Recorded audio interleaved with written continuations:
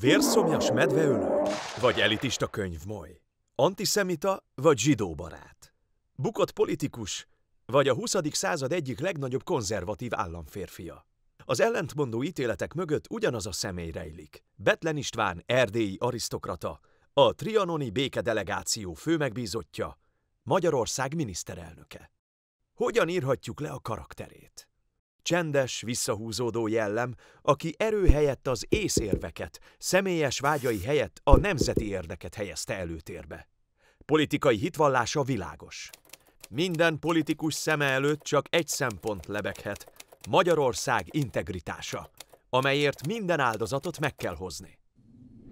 Bethlen 1874. október 8-án született a festői Gernyeszegen. 9 évesen került Bécsbe, Európa egyik legszínvonalasabb oktatási intézményébe, a Tereziánumba. Budapesten jogot tanult és elvégezte a Gazdasági Akadémiát. Ezek után visszatért erdélyi birtokára, majd bekapcsolódott a politikai életbe. Szülőföldjén féltve őrizte a magyar befolyást, és aggodalommal töltötte el, hogy a magyar tulajdonban lévő földbirtokok aránya csökken, míg a románoké folyamatosan nő. Szeretett lovagolni és vadászni, leginkább medvére a görgényi havasokban, vagy éppen a Hargita fenyveseiben. Legfőbb szenvedélye azonban az olvasás volt. Rajongott a történelemért, hamarosan pedig ő maga alakította azt.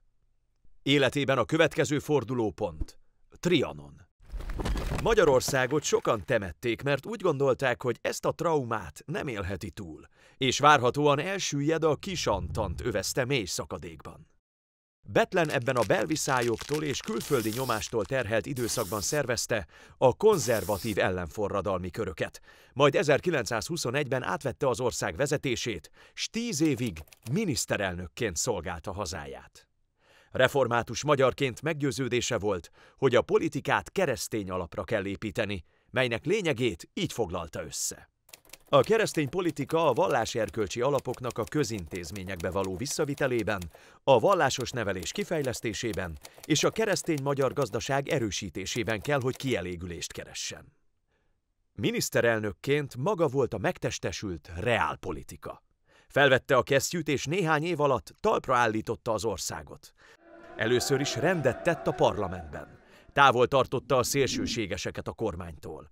Ugyanakkor a társadalmi béke biztosítása érdekében paktumot kötött a Peyer Károly vezette szociáldemokratákkal.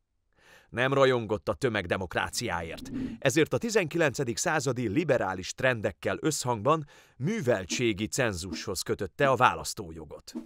Úgy gondolta, hogy egy nemzet életében egy stabil vagyonnal rendelkező vezetőosztály nélkülözhetetlen. Sok kortársától mégis azt különböztette meg igazán, hogy ellenzett mindenféle lármás antiszemitizmust. Nem vesztegette az idejét.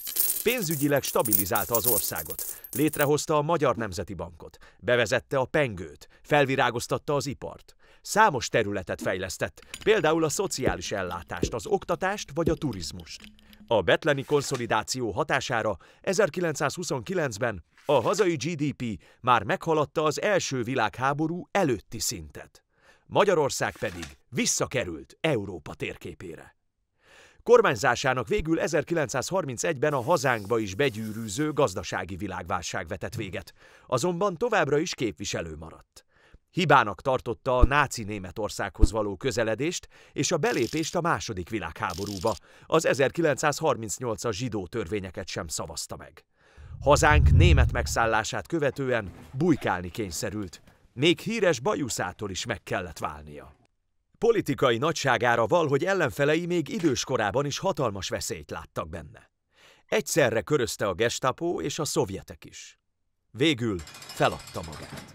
Moszkvába szállították, ahol 1946. október 5-én hunyt el, egy rabkórházban.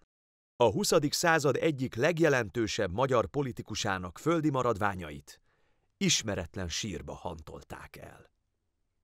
Ha tetszett a videó, iratkozz fel az Axioma YouTube csatornájára.